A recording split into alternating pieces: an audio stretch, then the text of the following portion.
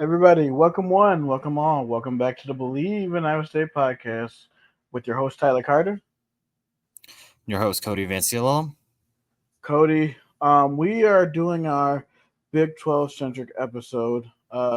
We all think, and every Cyclone fan thinks that we're gonna do well in the Big 12, but we're gonna do a little bit of a deeper dive today into some of the other teams in the Big 12. First, let's talk about the conference favorite Utah. hmm Yeah, so I mean, Utah coming in, they're coming from the Pac-12. They are back-to-back Pac-12 champions. They've gone to back-to-back Rose Bowls, and Utah overall, like under Kyle Whittingham, has been a contender. Like they've been the top dog pretty much in the Pac-12, and they bring a style of football that is very hearkening to the current day of the Big 12. The question is, I guess I'll have to ask is, will they be able to actually like produce on the field, be able to adapt fully to the Big 12 physical style of play? Because I mean, although I did mention that they are physical under Kyle Whittingham, transferring to a new conference is not necessarily the easiest thing to do. Just ask BYU, ask Houston, ask Cincinnati, and ask UCF. Yeah, I mean, it's just like the amazing thing is that people don't realize how tough the Big 12 was down last year. Yes, but people don't understand like these road environments that you're gonna have to go on, and like we said, in uh the Big 12 centric one that we did, the first podcast we ever recorded, dude. I mean, you're gonna have to go on the road, give it your best every single week. Utah's gonna have his first test when they play at Oklahoma State to open conference play. Like playing at Boone Pickens is no easy task. Yeah, and I mean Oklahoma State for like what they've been like currently under Mike Gundy, they're one of the best teams they're one of the better teams in the Big 12 under Coach Gundy, and it's never easy to win in that stadium. Just ask Oklahoma. I mean, they went in last season. Like people were expecting higher things of Oklahoma, but they lost Oklahoma State in a year that didn't at the beginning for Oklahoma State didn't look necessarily great. But Right. I mean, they pulled it together. They made it to the Big 12 championship game, so it's never easy to win. And for a team that plays against Mike Gundy, good luck dealing with that fan base. That fan base is one of the best fan bases in the Big 12. Completely agree, man. Another question for me is um are we gonna get the same Cam Rising? Like ACL injuries, like for the most part, a lot of athletes with the modern technology are able to recover from those pretty quickly. But I mean, everybody's body is different. He's also going to be one of the more older players in college football. I Bleav he's going to be 25 or 26. So I mean, that's going to be the key, I think, for their season is like, and they did also. I also said that they did have a good ad in the transfer portal. They got Dorian Singer from USC, a top blue chip guy who transferred in from USC. But I mean, with him, it's for me, it's going to be like, can he be back reformed to his 2021 and 2022 form? Because that's going to be the key for Utah for me. Yeah, to say the same thing. The health of Cam Rising. Now, obviously, he was granted that medical red shirt from the 2023 season, and I mean, it's just difficult. I mean, even though like he's more than likely healthy, it's just a question of can he actually hold up in for a full season. I Right. mean, having an injury like that for ACL for most guys, like you mentioned, it is like pretty tough to recover. Well, it's not career ending, but it does like kind Right. of hinder some of your mobility and whatnot. So we'll have to see what that does for Utah. And that's been one of the questions I've had like for Utah because everybody's talking about like, oh, bringing back like Cam Rising from injury and whatnot, and they kind of had an injury riddled season. I think obviously Cam Rising was the top guy when it comes to that injury, that report list of injuries. I believe they had a few other injuries, which kind of made for a disappointing season last season. But even though they are coming back, we're playing. I think we're playing too many like what ifs. We're playing too many hypotheticals.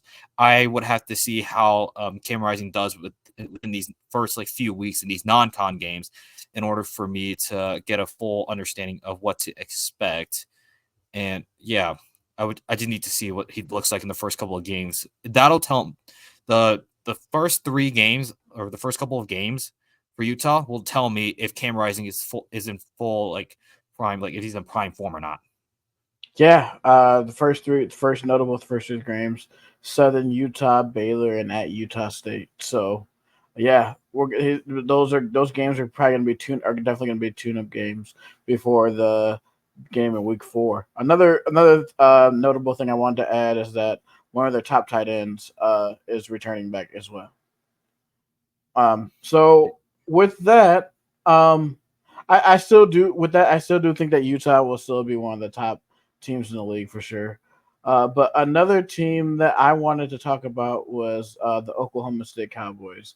Oklahoma State, as you know, last year, Cody, they were a Jekyll and Hyde team. Like you didn't know what you were gonna get from them. Like everybody had them dead to rights. After the game against us last year, and they ended up winning 7 of 8 to get to the Big 12 title game, and they ended up winning 10 games last year. So I mean, if anything in this conference, it just teaches you that the Cowboys are never ever dead, and I sort of expect the same thing with the Cowboys this year. I mean, yeah, like exactly that. Just were spot on.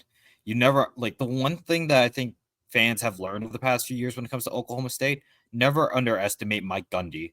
Even though he may not have like the most flashy roster and whatnot, the most talent, like on paper, the guy knows how to get his guys to win games, and we did see that exactly happen last year. I believe they were projected like to, I think going off base win total. I think were projected to win like 7 to 8 games, and it was kind of looking that way, especially like, well, first of all, like you said, the Iowa State game for Oklahoma State. But even before then, they hosted South Alabama and they got 33 put onto them in Boone Pickens Stadium.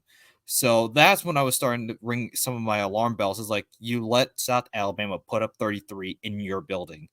That is a troublesome sign for me. But again, to Mike Gundy's credit, he actually was able to find some talent. I mean, he had Alan Bowman at quarterback, but then he also had one of the best running backs in the Big 12, Ollie Gordon. Now that Ollie Gordon was the key for Oklahoma State to make it to the Big 12 championship game and for that 10-win season. So it's really interesting to see what's going to happen with Oklahoma State, especially you have Ollie Gordon returning. Yeah, man. Having the Heisman finalist in the backfield is always a good thing. They do have a tough test though, coming in at 1 p.m. on August 31st on Saturday, where they play the defending FCS national champion South Dakota State. South Dakota State has been a formidable opponent and have I mean they've basically taken over the FCS as the new power in that division of football, taking it from North Dakota State as North Dakota State has been down. Um, Another week 2 they play Arkansas, and I mean they have South Dakota State, Arkansas, and Tulsa before they have to go and play Utah September 21st. So I think these 3 games are going to tell us about that, and then I mean let's talk about these the next 3 games or yeah the next 3 games they can have Utah at home, at K State, and then West Virginia. So I think through this first half of the season that's going to really, really tell us about where this Oklahoma State Cowboy team is. I mean, that's a tough slate right there. Mm-hmm. So looking at one game I want to highlight is that Arkansas game because I was actually thinking about like where the Big 12 stands in terms of conference, like like where they stand in the conference tier list after all this realignment. I think the key thing for the Cowboys is to pick up that win against Arkansas to prove that they can in fact beat these SEC teams. Because at the end of the day, the notion is going to be it's the Big 10 and SEC up top in the tier 1. You have the Big 12 in tier 2, and then you have basically everybody else. That's where the casual viewer will see. That's what these TV people are going to see is you have these 2 power conferences, and then you have just the Big 12 like there's kind of like a buffer like in between like them and then like the lower tier, like the group of fives, and then you're almost like you're basically dead Pac-12 and the ACC, which I honestly think is not like on the same level as the Big 12. But with that said, picking up that win against Arkansas is going to be very important for media, like people in the media, to like put a little more respect onto the Big 12, because at the end of the day, it doesn't matter how you put it. It's a Big 12 team beating an SEC team. Like you hear all these people talk about the SEC is this almighty powerful conference. Yeah, it doesn't matter who it is. You still beat an SEC team. That's going to look good to some people in the media. But with that said, that first three games in the slate, you do travel to Manhattan, and then you do host Utah and West Virginia. That Utah Oklahoma State game early on is going to tell me which of these two teams are actually like primed to make it to Arlington for the Big 12 championship. And then they play two other possible contenders in Kansas State and West Virginia. I mean, call this a hot take right here, Cody, but I think the winner of that game, I think, is going to be in Arlington. The winner of that game has like a fast trek to Arlington. And, all the other teams that we're going to be talking about, basically every other team that plays each other up until November 30th is basically an elimination game. Uh, so it's going to be interesting to see where the Cowboys end up. Another Mm-hmm. one, and another team I want to talk about, and this is everyone's darling team right now. Everybody's dark horse are the Kansas Jayhawks. Let's talk about the Mm. Kansas Jayhawks right now. Kansas is coming off a really solid season. They went 9-4, but they don't have Jason Bean, and like we said, and like basically like everybody's saying, all the big national podcasts, they're all saying is what is Jalen Daniels going to be healthy? Will he be able to make it through a full season? That's the thing right now, Cody. It's just like, can we really trust KU? Yeah, I mean Kansas under Lance Leipold has seen a resurgence in not only like their winning, but like also fan interest. Like we've all seen the pictures of Kansas like years ago, basically having nobody at their football games, and those were really bad Kansas teams. Like they Oh were yeah, at one point they were at one point the punching bag of the Big 12, but now under Lance Leipold, they've seen a resurgence, and not just the product itself, but the fan interest. I mean, now Kansas is starting to see like their stadium fill up, but now and then even like them going to Arrowhead. I'm really interested to see how Kansas' fan attendance is going to be going to Arrowhead, given that it is a much you bigger got to. stadium than the current stadium, David Booth Memorial. Yeah, there are some renovations getting done on that stadium, so they'll be playing some of their games at Children's Mercy Park in Kansas City and also at Arrowhead. Mm-hmm. Now they're going to be good at the skill positions.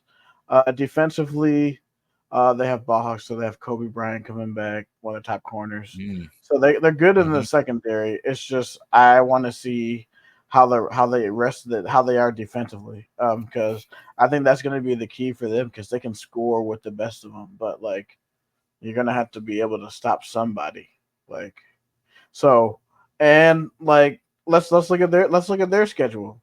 Like we Mm-hmm. said, like week two, it seems like week two for the Big 12 is sort of like a prove it week, because they're at Illinois, so they're playing a Big Ten opponent. Mm-hmm. So winning that game in Champaign, that's at 6 p.m. FS1, so that's going to have a big audience. So I think for them, that's going to be a huge game, and that could be uh, you know a a, a narrative changer about the Big 12. Yeah. 'Cause if we come out and Mm-hmm. win all these Big 12 games like we should, win all these non-conference games like we should, I mean that could definitely set some different narratives. And I mean they got a Friday night game against UNLV, West Virginia, TCU, and they really don't have anything tough really until they play at in Manhattan against K State. So I mean, looking at this schedule right here, let's see, probably they could probably be 5-1 or 6-1 by the time they play Kansas State. So I definitely see Kansas as one of the very very tough team. And then when they play Iowa State at Arrowhead, that's going to be an electric atmosphere because you already know how our fans travel. Yeah. Yeah, realistically, looking at the first half of the season, the only losses I could possibly see are at West Virginia and at Illinois. Now I think they're gonna split that. How they split it, I don't know. But that first half of the season, they should easily be 5-1 at like only have they at the Really agree. most have one loss heading into that second like into the second half of the season. Because their only real challenges are in the second half, like that back to back of at Kansas State and then against Iowa State in Arrowhead. But with that said, their schedule is pretty favorable because outside of those two, the only challenge they have is, I guess, West Virginia and then at Illinois. But those are two winnable games. So they have a pretty favorable schedule to make it to Arlington. It's just a matter of the health of their quarterback, like you mentioned. Yeah, it's gonna like for them. It's this all gonna depend on the health of Jalen Daniels. It's gonna be interesting to see how they develop and but one thing that will keep them, um, you know, afloat is their running game because they have an elite running game. So that's gonna Mm-hmm. be interesting to see what they do and what happens if he were to go down again. All right, let's talk about the team that we dislike the most, the Kansas State Wildcats. Yep. So the Wildcats are up there with being one of the favorites in the conference, as they should. Um, they are with man, their Yeah, running game is they're coming with a yeah, the running running game game. Yeah. So and who's Avery. the running back? Yeah, Avery Johnson. Yeah, Yeah, the quarterback. I've like a lot of Kansas State fans have been like hyping up Avery Johnson as like this like great quarterback and whatnot. I mean, the guy certainly is built. He's got a good build. I'm not gonna take that away. And I did get to see him like play against NC State in the Pop Tarts Bowl. Shout out to Pop Tarts mhm. Bowl. That's one of the best bowl games. That's one of the best bowl Yes, game it games was. It was. that mascot was hilarious. It's a beautiful thing. Sometimes bowl games bring a beauty, but anyways, yeah. I mean, Kansas State was really impressive in that bowl game against NC State, and that was when NC State was having a really good year. So Hmm. the fact you have somebody that has a really good year and then you're able to take care of business against them shows that you're just simply better than them, and you have bright hopes for the future. Now, take a look at their schedule. Of the big tests that I see um, does come early, but it's at Tulane. Yeah, Yeah, and now this for this those who isn't. are uninformed, yeah, that Tulane at the budget. For those uninformed, Tulane is one of the best Group of Five teams, and I mean, I think it was either last year or the year before. Like, so they had a transformation. They went from 2-10 to 12-2 and beat a Caleb Williams led USC Trojan squad in the Cotton Bowl. That was a fantastic game. Go back and watch Exactly. that. But yeah, Tulane. They it was in 2021, and they beat K State at K State. So it's this is 2 years in the making. So that's gonna be a heck of a game. And then the next week they got a Friday night, a Friday the 13th, against Arizona with Fafita and company. So that's going to be a game right there.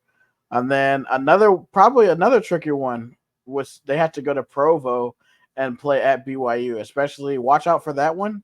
That one, if that one's at night, watch out. BYU is a Mm-hmm. different beast at night. It's an amazing atmosphere. Then after that, Oklahoma State, and then they have a bye. Colorado at Colorado, and then at West Virginia, and then they have the Sunflower Showdown against Kansas. So we'll see. I'm really excited. I'm really excited to see how Avery Johnson develops. Because that's really the only question that I have for Kansas State is how he develops as a passer. Um, Mm-hmm. and the running back that you're talking about is DJ Giddens. DJ Giddens is one of the returning rushers for Kansas State. He was solid. He had over 1,000 yards last year. So look for him to be a guy in that offense. And then also, don't forget about Lincoln Cure. Oh, never mind. Sorry, that's for next year. But Oh, Lincoln Cure will be a guy in the future. But out wide, I don't know. There's going to be Philip Brooks, who is going to be returning. I don't really know what else they have receiver wise, but there should be. I know there will be just a solid team all around. yeah, and I actually just thought of the name like right before you said it, DJ Giddens. But anyways, yeah, but that dynamic duo of Avery Johnson and DJ Giddens, you could possibly say if Avery Johnson is a quarterback that is very like it's mobile because I've seen him be a bit mobile, but if he gets Oh like yeah. wait even better at being mobile, that could you could possibly run a bunch. You could run RPOs here and there, and I think Avery Johnson is a guy that he could take a hit or two.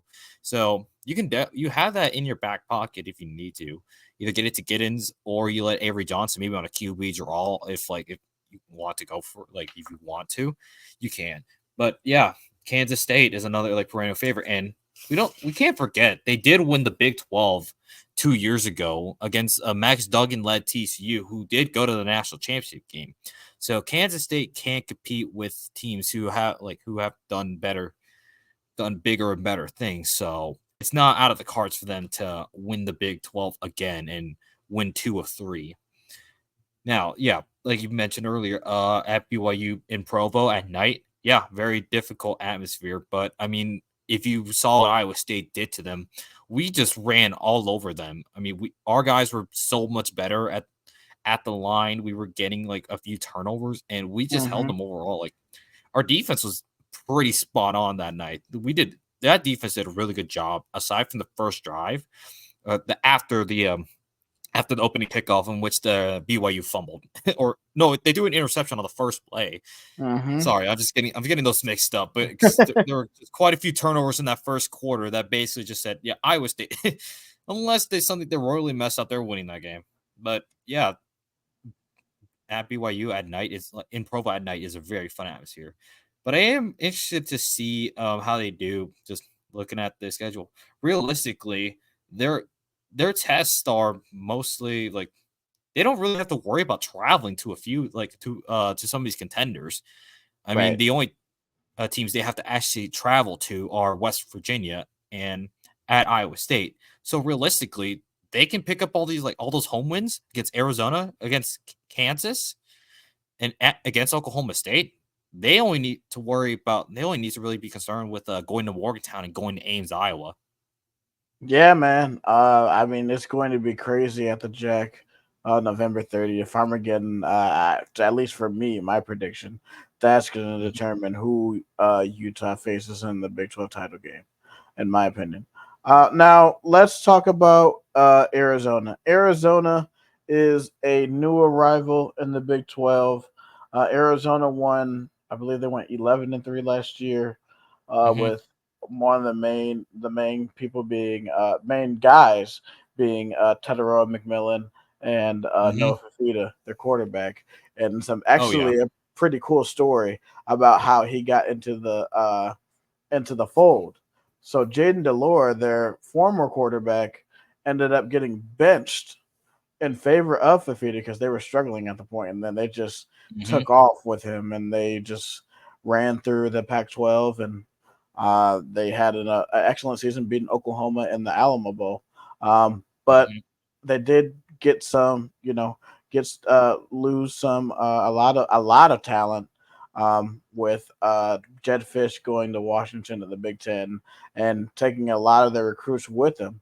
mhm, Luckily for them, they were able to keep Tedero McMillan and Fafita, and they were able to keep most of their talent intact with Brent Brennan coming in from San Jose State.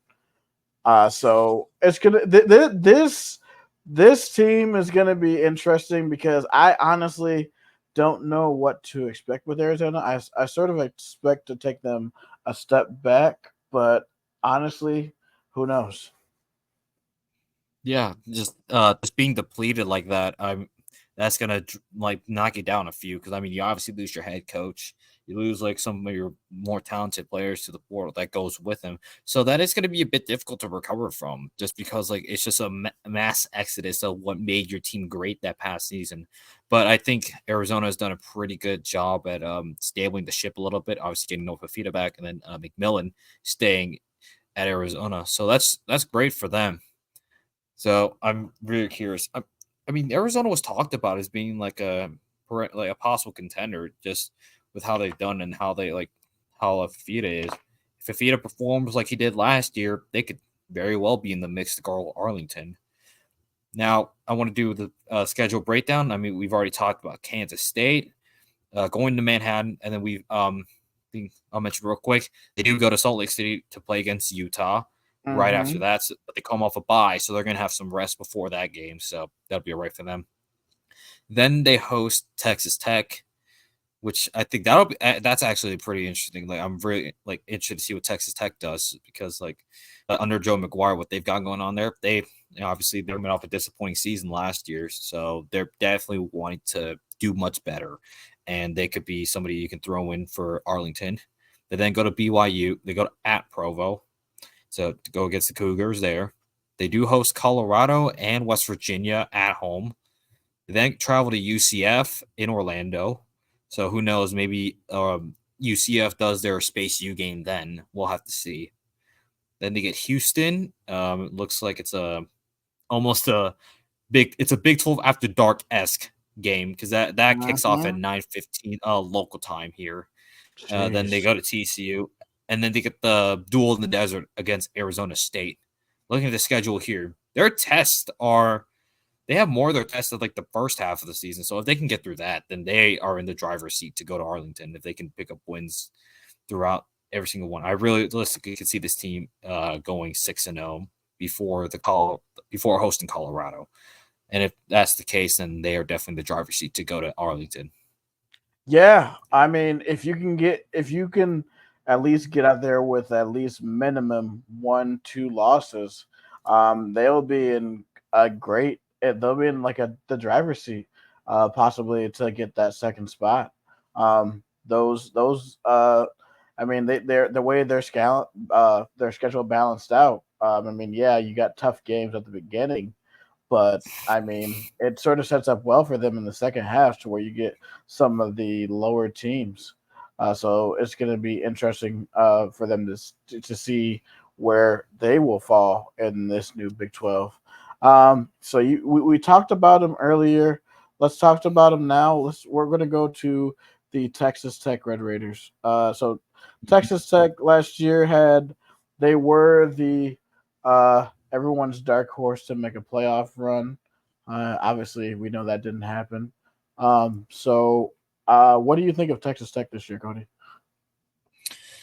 I think Texas Tech, yeah, obviously they had the disappointing year under Joey McGuire. I mean, you have Taj Brooks is like one of your top, like it's like your main running back, and he's like essentially the star of the squad. But yeah, obviously having a disappointing year like that, it's gonna leave a sour taste in your mouth. It's just gonna leave something that like it kind of leaves like, wow, we kind of disappointed this year. We don't want to feel that again. So I'm pretty sure they're gonna do much better under Joey McGuire, and they're gonna execute so much better. I think the game gets they really had a they had a pretty good game against Oregon last year. Unfortunately, they just couldn't clutch up, like they couldn't get it done when it mattered the most at the end of the fourth quarter. They unfortunately just collapsed then. But I mean, you're playing a pretty good game against a now a Big Ten team in Oregon, and we know Oregon. We've mentioned or I've talked as like a playoff contender and a contender in the Big Ten. So you're able to keep it competitive with Oregon. That that was actually a good. I thought that was a good sign for Texas Tech. Unfortunately, just faltered through, but I think that's going to be something that the team learns from, and they're going to look to be much better this year. So yeah. Yeah, let's take a look at the schedule. So they start off with Abilene Christian. This week 2 game intrigues me. Big 12 after dark. We get it's 9 p.m. Central start at Washington State, who is now in the Mountain West now. So I mean, this Washington State game is going to be tricky, especially playing that late at night. Hmm. So I mean, watch for this because I mean, last year they went had to go on the road extremely late last year at Wyoming, and they ended up losing that late. Hmm. So I think this could be a tricky game for them. Yeah, I mean it's never fun to play in Pullman. I mean it's a mix of Big 12 after dark and a formerly Pac-12 after dark. Those are the kinds of games that like I'm honestly just I tune into no matter what. For some reason, I enjoy those kinds of games because it's like it's very late in the day, it's very late at night. You got nothing else going on, so why not just tune on some college football and boom. In those games, they tend to produce some pretty like entertaining games. I remember watching Hmm. the UCLA Washington State game that went like what was it like 67-63 or something like that. Yeah, It that was was wild. crazy. I mean, are we going to see something like that with again, possibly with these two teams? Who knows? What can we say, Cody? We're Cosmo Busicos. Exactly. Yeah, let's look at the rest of the schedule. So they got North Texas, Arizona State. Then they host Cincinnati on the 28th. Then they have at Arizona on October 5th. So Hmm. this one definitely is going to be a good one for them. And then of course the Butt Bowl is always entertaining. The Butt Bowl is like one of my Yes. favorite rivalries. I love the Butt Bowl. Used to Yes. play this It's sometimes at beautiful. yeah. So they're playing at their place. They used to play it at Jerry World, but they go at Baylor and at Texas Tech now. So then after that they play TCU, which is another rivalry, and then Yeah. we host them on for homecoming. So Yeah. I mean, I made the joke about like, are we gonna, are we gonna bring a bunch of tortillas? Just be like, so obviously, so for those who are not too familiar, Texas Tech has like this thing where like they bring tortillas. I think they throw them up for like every touchdown or whatever. So I was like, possibly was thinking maybe I just go to me like a Costco or something, buy a bunch of tortillas just to pay tribute to Texas Tech because I've actually been pretty cool with Texas Tech. Like they've been pretty cool, other than the time we absolutely destroyed them while they had Patrick Mahomes in the squad. But I digress. yeah, I mean, like I've been hearing different podcasts, and with this schedule, Cody, I mean that homecoming game actually has a chance to maybe be an elimination game if Texas Tech is maybe having 6-7 wins by that time. Like just Yeah, imagine if we both come into that game, which I think our records would be 7-1 at that time. So yeah. yeah, I mean that will be an interesting matchup against the clones. I'm very interested in that game. Then they have Colorado at Oklahoma State. That one is going to be a tough one. Mm-hmm. Oklahoma State and Texas Tech have had great battles. So that one is one I look at. I'm probably definitely going to be tuning into that one. And then they end the season off against West Virginia. So this schedule is pretty good for them. So we'll see how it fares for them. I like the schedule for them. It's pretty balanced out. So I mean, for us or for them, that's pretty good. So Mm-hmm. I think it's a little more back heavy. Just yeah, looking at the pop contenders with you have to go to Ames in November. You have to go to Stillwater around like just before Thanksgiving, and then you host the Mountaineers. Who knows what the Mountaineers are going to look like under Neil Brown now? I mean, with how they've overachieved, like with how they did last year, obviously winning the Mayo Bowl. So we'll have to see how that goes. But yeah, just that November for them is going to be they're going to be testing in that November because November's in Ames, Iowa aren't exactly the most friendly to.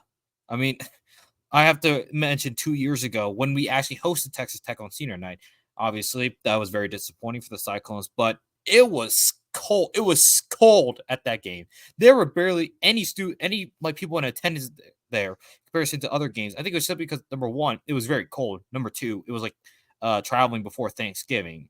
But just imagine like standing there, like being in that stadium on that senior night it being very cold. They actually told the athletic department or whatever actually advised people to bring like stuff, and they had permitted us to bring like blankets and stuff just because of how cold it was going to be that day.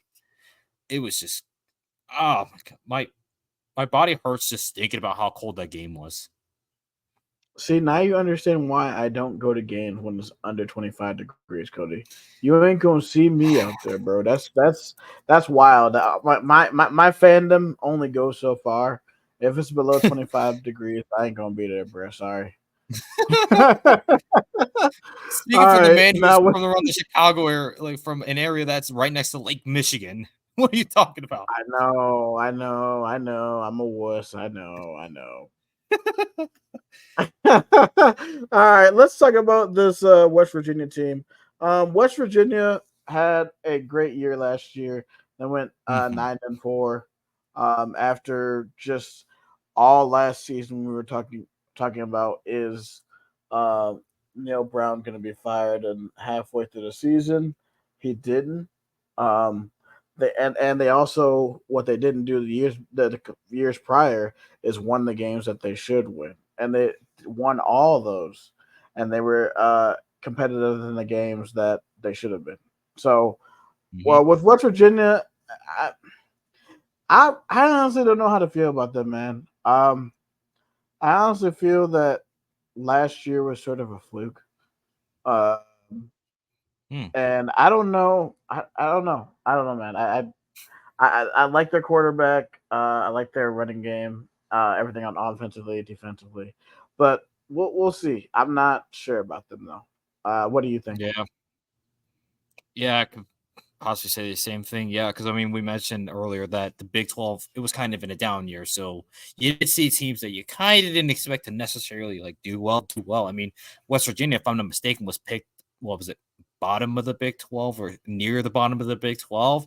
And I Yeah, mean, they overachieved by a lot. So either one, it means that you were able to turn around the ship, or two, that was just a very fraudulent year. We'll have to see which one it is for them. But I mean, they're going to be tested immediately. Week one, you host Penn State for a big noon kickoff. that is gonna be an atmosphere in Morgantown, dude. I mean, if Penn State comes in there sleepwalking, they can definitely go get upset. Then they have Albany, and then they have the Backyard Brawl, which is now back to a yearly thing, 3:30 p.m. So at playing at Pittsburgh at Acrisure, like that's gonna be crazy. There's gonna be a whole bunch of West Virginia fans there, and then the week after that they play KU. So I Mm, mean, man, dude, did you see? Look at the schedule. Look at this 4 game. Okay, let me see. Let me tell you the next 4 games after this. yeah. Like the scheduling gods did not give them any favors. Here's what their next games after Kansas: at Oklahoma State, Iowa State at home, K State at home, and at Arizona. Like, Honest. jeez, Jeez. Oh, that is so brutal. Like, are we not gonna that's mention the brutal. Kansas one? Like, can we technically make it a Oh, 5 game stretch because like we just mentioned Kansas? Like, if it's a healthy Jalen Daniels, that 5 game stretch is so brutal for West Virginia. good Like, they're gonna lord. be so tested. They're either gonna one, like be eliminated from playoff like with Big 12 contention right after Kansas, or two, they might be able to scrape a few wins. And maybe they'll get by. Maybe they'll Wow. get by. Who knows? But that is rough. I mean, your games that you should win are like you. If you're West Virginia, you need to first of all pick up those home wins against Kansas, against Iowa State, and against Kansas State. Those 3 wins are crucial for West Virginia to be in Mm-hmm. contention for a Big 12 title game. And then at Oklahoma State and at Arizona, I'm thinking West Virginia was more than likely able. I think they can honestly split that, and they'll be Yeah. all right as long as they do fine in their non-cons. Like, like as long as they do fine in their non-cons, they can split that Oklahoma State Arizona games. I mean, I'm thinking more likely they'll get the win at Arizona rather than at Oklahoma State. And Yeah, then, I'm with you there. yep, and then the rest of the schedule is pretty favorable outside of being outside of UCF, I guess. Well, I mean, outside of at Texas Tech, excuse me. They host UCF in Morgantown, so that makes it more favorable to them.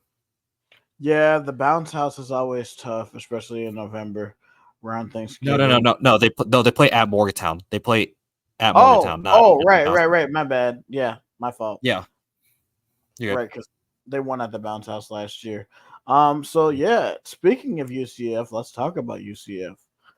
Um, UCF in their first year, they went 6-7. Um, and you know, they honestly had a good showing. They only lost by two at Oklahoma. They got trounced Yeah. by Texas. But I mean, if you really, really look at it, Cody, like they were a few games away from being 9-3. Yeah. I mean the Baylor game to me, that game right there, if like that game right there for against Baylor, that was very brutal on UCF because did UCF win that game or did Baylor win that game? Baylor won by 1 point. Oh yeah, because I think it was like what was it like a walk off field goal or whatever. Yeah, they won 36-35. It was crazy. Oh yeah, that could have easily flipped in favor of UCF. I think what was it? Was there like just this? There was a nasty play where I think the quarterback was just scrambling all over the place, throws it down the field, and I think he found his receiver. I don't know if that was in favor of UCF or against it, but I remember that play being ridiculous. Yeah, it was against them. I still couldn't believe it. I'm like, are you Dude, kidding me? I'm like, if how they did they get not that, get to him? dude, if they get that defensive stop, then they're yeah. Give me a second.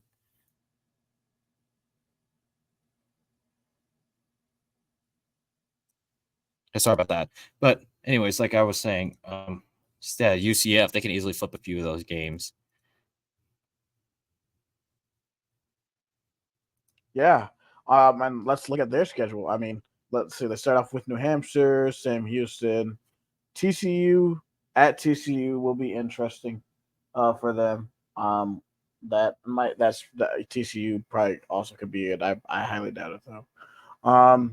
And then when they play Colorado at the Bounce House, but y'all, hey Cody, we gotta look at this game on October 5th, bro. Like Mm-hmm. this has a chance for at least just for recruiting rights.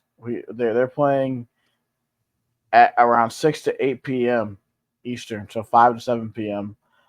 Central Time, bro. They got to play the Florida Gators at the Swamp, bro. Now I will say, Mm-hmm.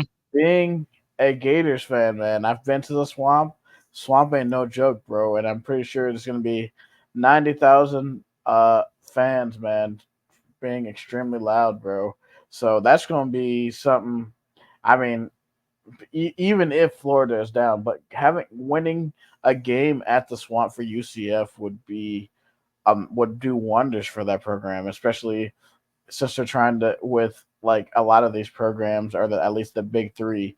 Two of them are down right now, so I mean this could be a big, big, big advantage for UCF if they can win this game.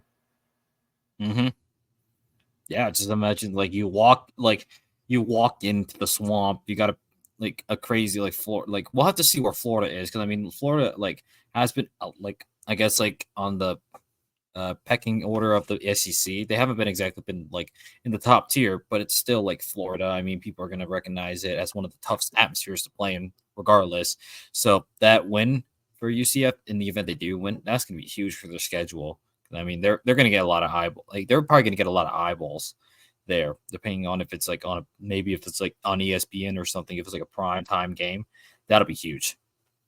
Yeah, knowing that the SEC is on ESPN, it probably will be like the 6 o'clock game or the net game that they have. Um, and then after that, they host Cincinnati at home. And then they 2 weeks again, they got to play at another crazy atmosphere. They come to Jack Trice in October, man. Mm-hmm. So I mean, being able to host UCF there with the UCF fans coming, I mean, it's not going to be tough. It's going to be tough to get a win at Jack Trice, man. Um, I think this is a game that we win. But like we'll get to Iowa State later. But like, I mean, this UCF's schedule, I like theirs. Their schedule is also very, very favorable because they host BYU for homecoming. And you were right. Cody, the space game is Arizona. So Mm. you saw what happened in the space game last year. I mean, Arizona better watch out. Yeah. I mean, yeah. I mean, like that space game last year. That was Oklahoma State barely escaping BYU. So that was like destined. That was definitely set up to be like a Oklahoma State getting the doors blown off of them by Mm-hmm. UCF. But you saw how like, that was more of a monsoon game than a Space U game. Even though they were Basically, wearing those beautiful Space U uniforms, it was pouring in Orlando. That thing turned yeah, into a monsoon. yeah, man. I mean, if I mean, and like these last four games, three out of these last four games, we're really gonna see like if UCF is a contender, we're gonna see how they do in these three out of these last four games because they have Arizona for the space game at West Virginia, and then they host Utah for senior night. So I mean, Mhm. this like for UCF, if UCF wants to be a player in this, that they're gonna have to prove themselves. But with some additions for them, they do have KJ Jefferson. If you know, and if you follow college football, he was the quarterback from Arkansas who transferred Mhm. in. And I believe a lot of people are buyers on UCF because he has a similar skill set to Cam Newton. And as you Mhm. know, with Gus, their coach, he did wonders with Cam Newton, and Mhm. and then won the national championship there. Now, am I say UCF is going to win a national championship? No, of course not. But I mean, if they with this schedule, I mean, if they can start off 4-1, maybe 5-0, and get that up and get an upset win at Florida, I mean, watch out for UCF. For sure. But really the only thing that I have with them is like can they stop anybody defensively? I think that's going to be their Achilles heel this year. I mean, to get to where they really want to be, I mean, they're probably going to have to outscore teams, a lot of teams this year. Yeah, I mean, So, you've got yeah, I think I'm seeing some teams that have some firepower. I mean, Colorado, they can I mean, Colorado with Shador Sanders and Travis Hunter, they can run up the score on you. And oh then yeah, Utah, they can run up the score on you. I mean, it's just a matter of can they get those important stops against these teams that can like run up the scoreboard. yeah. I mean, that's the thing. I mean, I'm not saying that you have to be top 10, but I mean, if you really even want to have a chance at a conference title, you got to be at least average. Mm-hmm. So we're gonna see if they can do that. Now, lastly, we're gonna talk about a team that's near and dear to our hearts, Cody.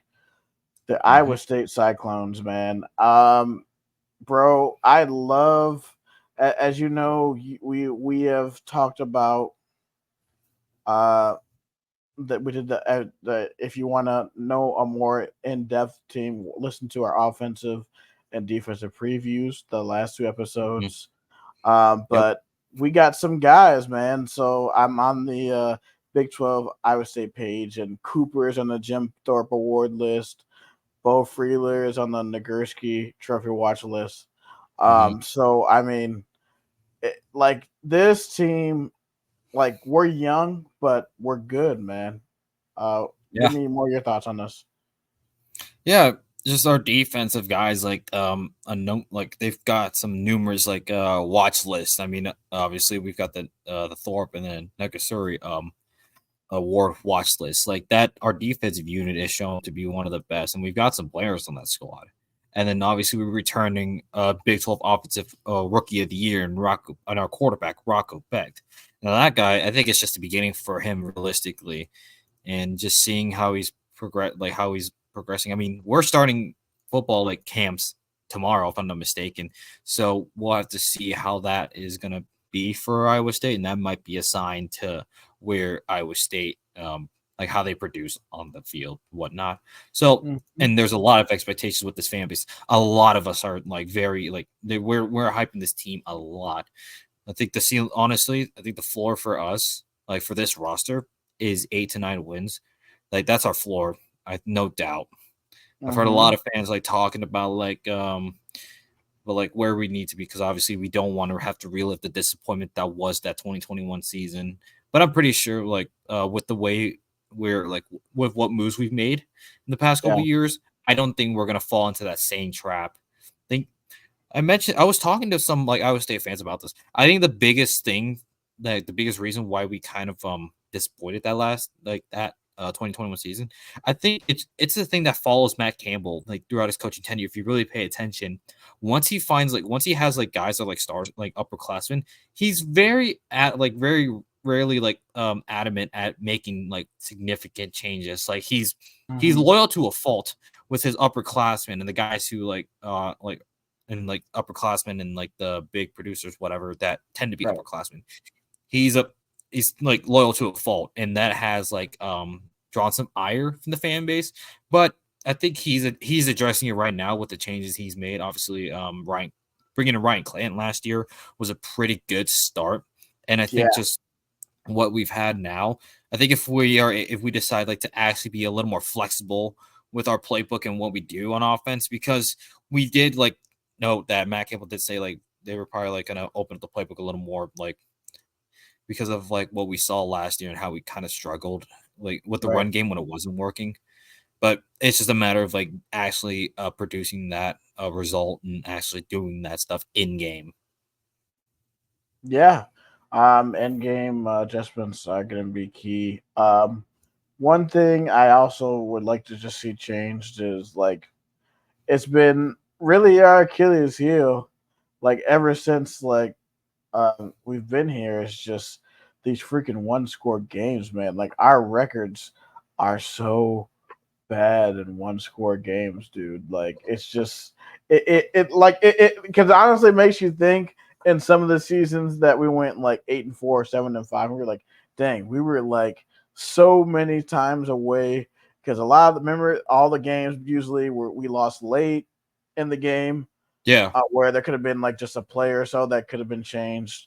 Like Hmm. I'm like, man, just think we probably could have had 9, 10 win seasons already. So one of the things I want to see change is just our end of game, whatever we got to do at the end of the game to win. We gotta do that. I think in this new Big 12, if we want to stay at the top, we got to figure out a way to figure out these one score games, man. I know like some of it is 50-50, but like, some of the stuff, we can try to prevent some dumb mistakes being made at the end of the game. Yeah, and I think that's the message that Rocco Beck was talking about. Like, I think that's the new thing that they've been saying: precision to detail. That's what it's been. That's been the thing that has like kind of kicked us in the rear when it comes to like these like one possession games. It's because our guys are simply not executing at the level that they know they should be and that they know they're prepared that they can. It's Right. just that's just what it is. But I'm pretty sure we have a group of guys like that that sound like that are sure about like being much better when it comes to these details. And I can definitely say we did have a few one score games like for us. I think our only like I think actually our only losses, like, I'm sorry to bring this up. We had the Ohio loss, but well, Mm-hmm. that's whatever. That sucked, but I think that showed like what needed to change, and I think we changed quite a bit. We did pick up a one possession win against Oklahoma State, and then our only other losses, like after like, oh, I forgot to mention the Iowa game. We lost by one possession. I mean, we kind of made a late surge back in that game, but Yeah. it was kind of out of hand. That second quarter was the difference, and I think I'm hoping that like our staff learns from that and learns some from those mistakes, which I'm pretty sure they are. But I mean, those are things that change games, and I think I'm pretty sure we're doing what we can to prepare for that and to put ourselves in better positions. And then and then our other like one score loss that we really had was against Kansas. Oh And yeah, I forgot about obviously, that one. yeah, obviously, we all know how that went. But I mean, outside of that, we didn't really like have like that situation. I mean, we kind of get our doors blown off by Oklahoma and Texas, but they're Oklahoma and Texas. Like that's Right. kind of a given. If you're gonna lose by a lot, at least it better be to at least a contender in Oklahoma and in Texas. So that's not to be expected. Those are games that you're more likely to lose than to win. Right. But And those one possession games and the games that you can win, those have to be the ones that you pick up wins in. Yep. And like in a year where Oklahoma and Texas finally decided to act right and play like themselves, like I mean, you would take that. Now let's look into the schedule. I'm not gonna lie, Cody. This schedule is very, very nice. It balances out very, very well. The game and a lot of the crucial games, um, we have at home. So we'll go through that. We have North Dakota to start off the home opener, Hmm. Yep. and then we have Iowa on CBS. Like that's that Uh, iconic music, Cody. Exactly. I mean, again, like you mentioned, you're a Florida fan. You probably heard that theme many times growing up while watching the Florida Gators on CBS and just watching the SEC in general. Man, it's nostalgia, but like just hearing this for the Cyhawk game is just get with Brad Nessler and Gary, like bro, Hmm. it's gonna be an absolute amazing atmosphere. Um, Yeah. so we and then after that we have Arkansas State at home, and then we have Houston uh, as to start off at our as our conference opener. So, what do you think about the first four games? Realistically, like these are all games that we should be able to win as long as we play as long as we play the way that we want to play, as long as we stick to what like works for us, and as long as we can not like make like crucial mistakes, not like commit any unforced errors, we should be okay. And I'm emphasizing this mostly for the Cyhawk game. We have seen in years past that when we like try to play Iowa's game, like I've harped this message repeatedly on the show. When we try to play Iowa's game, we fall on flat on our face because Yep. it just does not work. It does not work to just like run up the middle when they have like 7 or 8 guys in the box. It works better when you spread out that Iowa defense. And I said this before, like this is simply like basic physics and basic science. Like the wider area you have, the more like the less like impact, like the more like the less like what was it, force or energy you're gonna feel. Because you like the anatomy, like when you compare like a slap to the face to a punch in the face, the punch Mm-hmm. is gonna hurt much more than a slap to the face. The slap, yeah, it's gonna sting, but it's not gonna hurt as like you're not gonna feel like as sore from it Right. than you would a punch. So that kind of has to be the philosophy. We just gotta like for the Cyclones to win this Cyhawk game, they need to spread out that Iowa defense because the Iowa defense can only cover so much until you break them down, and then you can pick up like big yard gains, you can pick up like scores and whatnot. So yeah, overall, these first 4 games are going to set the tone. The Iowa game week 2 is the prove it for Iowa State, whether they're going to be in true contention for a Big 12 title or not. Yeah. As much as we say, oh yeah, like when we shake it off, man. I'm telling you, if we win in Iowa City again, man, like, and we Mm-hmm. like, there's no reason why we shouldn't start off the season 5-0. Like, Mm-hmm. I am done with the BS losses of, oh yeah, losing to like a Houston team or losing to a Baylor team that you're much better than. Like, nah, man, no, that time is done for that, man. Nah, Mm-hmm. bro, we gotta move into a new era Iowa State football, bro, where we need to finish off these games, beat the teams that we need to beat. So man, Exactly. I'm expecting that we're 4-1, 5-0 going into Morgantown. I'm actually going to be at this game in person. Um, so I mean, we'll see what West Virginia is at this point, but I Yep. expect them to come in at 4-1, maybe 5-0, and then we Yeah. got. I mean, going into November, bro. I mean, look at the next 4 games for us, bro.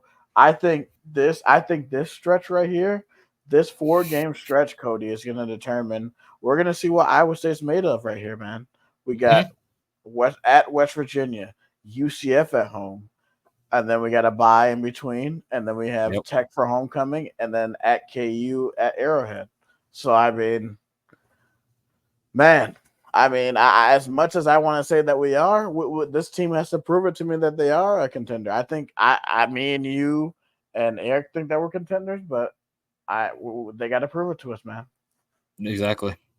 I mean, the thing with that being an Arrowhead, that can easily transform into Jack Trice South. Like you've seen Right, what Iowa State right, fans will do for the Big 12 basketball tournament. There's no doubt, even though it's technically an away game for Iowa State, we are going to find a way to make that a home game. And if we make that into a home game, that might be a little more difficult for Kansas. right. Exactly. I don't want to lose to them 3 years in a row. We got to beat them. Um, and then stuck in between Kansas and Utah. And let me talk about these last two games because these last two games, I think, if we think we're gonna have the season that we're gonna have, these last two games are possible elimination games. Cincinnati, as long as we keep our focus right, I think this team will. I don't think Cincinnati should be a problem for us. But man, at Utah in November, that is going to be a raucous atmosphere at Rice Eccles in Salt Lake City. Mm-hmm. I Yeah. mean, whew. I mean, yeah, Yeah. we won at Lavelle Edwards, but like Rice Eccles, man, is a different beast. Mm-hmm. Yeah. And then we get to and then for Thanksgiving week, we get to the big one. We get to Farmageddon. We get to our most hated rivals in the Big 12, the Kansas State Wildcats. Now we did beat them in their house last year. We kind of have to put a little bit but we have to put a caveat as well. I mean, that game was still crazy. Mm-hmm. There was just barely nobody could tackle. Yeah, nobody could tackle in that game, and I mean, if you really, really look at it, they doubled. They ran two more plays than we did. They dominated time of possession, but I mean, it was those splash plays for us, man. I mean, splash plays were the name of the game for us last year.